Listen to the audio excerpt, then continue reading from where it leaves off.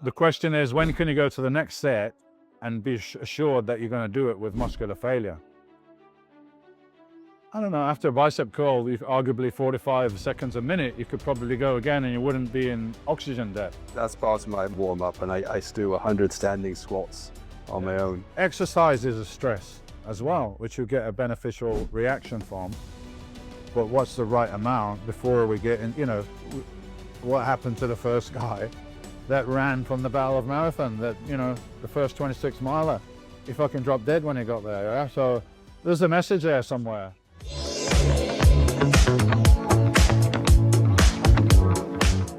So one thing, when you said you did intensity, and I think the benefit of that is it's exercising the heart better than just the slow. I think I feel better when I do intense cardio, get the heart rate up. So it's like a shock again. It's the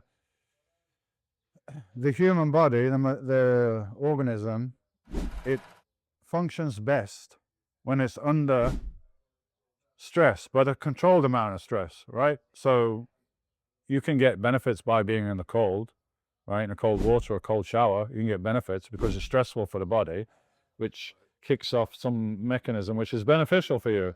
But you could also fucking freeze to death, couldn't you, right? So there's the extreme, right? We can go in the sauna, and from the stress of the heat, and you produce heat shock proteins and so on, you get a benefit. But if I left you in there all day, you could also die, yeah? So exercise is a stress as well, which you get a beneficial reaction from. But what's the right amount before we get in, what happened to the first guy that ran from the Battle of Marathon, that, the first 26 miler? He fucking dropped dead when he got there, yeah? So there's a message there somewhere. Too much exercise can also potentially kill you or have a negative effect. And back then they didn't have the environmental toxins and any of the... I'm putting out this information, and some people, they get it, but they're still, yeah, I get it, but hey, I like going to the gym. I want to be in there 2 or 3 hours. Like, okay, if you want it, but didn't you go there for, to get the benefit you're looking for, not to just socialize or whatever else it is you're doing for 2 or 3 hours, because you're certainly not really training hard for, you might do a set and rest for 10 minutes. I don't know what you're doing in there for 2 or 3 hours, but get a life, man. What is your rest period between sets? Are you... I don't ever go by the clock, and this is how I coach people when I'm coaching, is to explain that when the muscle contracts, you use oxygen. So you're going to push the muscle to failure. There's going to be an oxygen debt to pay, right? Well, let's imagine we do curls to failure with a bicep. It's not a big muscle. It's not going to use that much oxygen, right? So the question is, when can you go to the next set and be assured that you're going to do it with muscular failure? I don't know, after a bicep curl, arguably 45 seconds a minute, you could probably go again and you wouldn't be in oxygen debt. But if you did a 20 reps to failure leg press, deadlift, or squat, you're probably looking at 3, 4, maybe more minutes before you're breathing somewhat normal and you get your faculties back and you're able to go hit another set and hit that muscular failure before you're doing cardio failure. If we're three together and I said, come on, we're going to do a set of 20 rep squat, absolute failure, and you're nearly falling out with the bar, and we rack it back up, and you're on the floor, and I'm telling you a minute later, let's go again, you're not going to be able to perform because you're going to run out of air, oxygen, right? So the answer is, it depends on the size of the muscles involved, the muscle groups involved. So it's somewhat something you can't put an exact time on, and different people have. So I just look at people, and generally if they're able to start talking to me fairly well, then I'm feeling they're pretty much ready to go again. But if they're still breathing heavy, there's no point putting another set, because they won't reach muscular failure, they'll reach cardio failure. So somewhere between 1 and 4 minutes is a big variance depending on what you're doing, yeah. Do you do press-ups as a warm-up, or? I don't. I mean, I could barely do 3 or 4 push-ups before because of my rotator cuff. I probably, I've done a lot of work on my shoulders now. I probably do, if I did 15 press-ups, it'd probably be to failure now, because the weakness through the rotator cuff and the tricep and everything. But Yeah, why not? If you're doing shoulders or triceps, not a bad exercise. That's part of I warm up, and I do 100 standing squats on my own. Just getting the heart rate up. And one thing that I'm telling all my guys is very, very simple, but very effective. It's just dead hanging. Just dead hanging from the chin and bar. Yeah. This is going to stretch the tendons and ligaments in your shoulders and kind of help to get them back in the right place. Because as you get bigger and stronger on the pecs and the lats, it like rotates around. And there's not much room at the front. There you got the bicep tendon going through there, the supraspinatus, and it kind of gets pinched in there and it gets inflamed. And we all had it. I had it, but I didn't have a fucking clue what it was. Like, nobody explained to me, and like there was no internet to go look. I had anatomy books and everything, but it's not quite the same.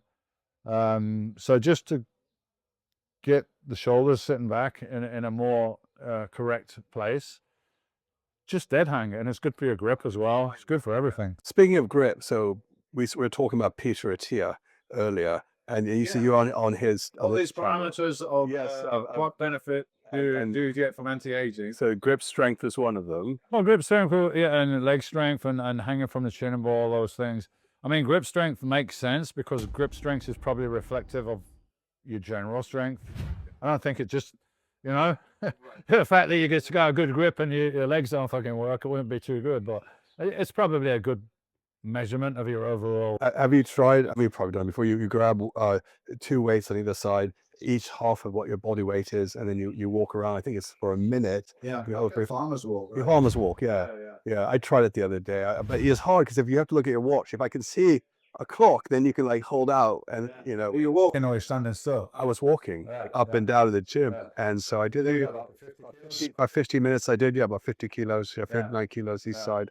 I was like, it's a good exercise, farmer's walk, especially like when you're like careful with your pace and you feel everything going up the chain and you put your shoulders back and concentrate on doing it with really good posture. I've been doing it as part of my recovery from the hip surgery and everything. I didn't get quite up to those weights because I want to do it a bit longer, like 2 minutes walking up and down, but I use the kettlebells. It's quite, I find it a bit more comfortable to hold and walk with those, but really concentrate on the posture and on my walking and everything because of the recovery. So yeah, it's a good exercise. But some of these, these things, these numbers that you hear, muscle mass is 400% protective, and I don't know if some of those things work out. I'm sure it's very beneficial for your health. We're talking about the VO2 max, and I know when Peter Attia says that, he's such a matter of fact, like if you don't have a great VO2 max, you're going to die, and that kind of upsets me a little bit, as they were anyone else.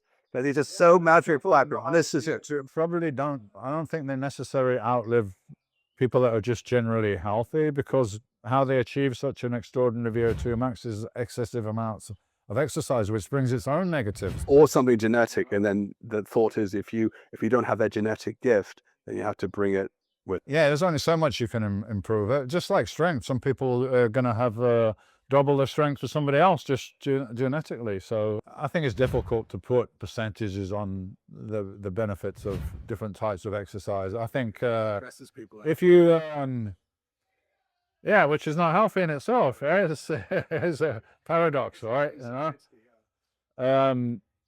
Absolutely. I think you should do some muscle training, some strength training, and the older you get, the more important it is, because muscle's an organ, and it's going to help regulate your metabolism and stop you slipping into like pre-diabetes and diabetes, which is just going to really kick in the aging.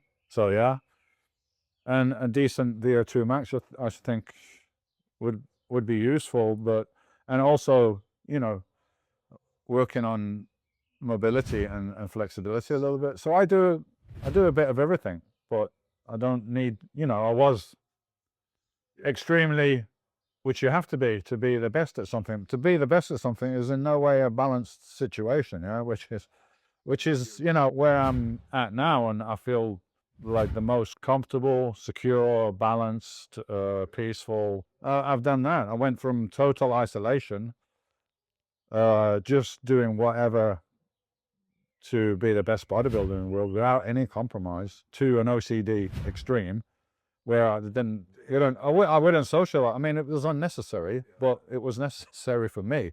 Yeah, because I felt like I had all the odds against me.